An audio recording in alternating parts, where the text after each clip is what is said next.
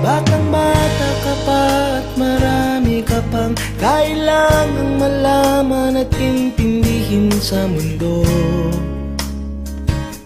Yan ang totoo. Nagkakamali ka kung akala mo na ang buhay ay isang mumunting paraiso lamang.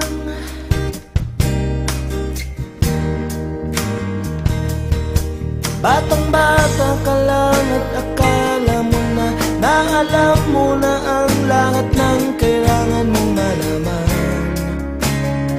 Buhay ay di ganyan.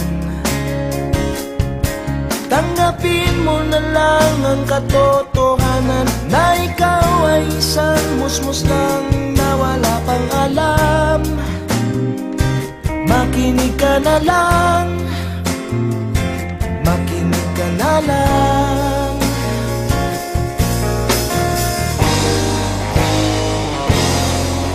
Ganyan talaga ang buhay, lagi kang nasasabihan, pagkat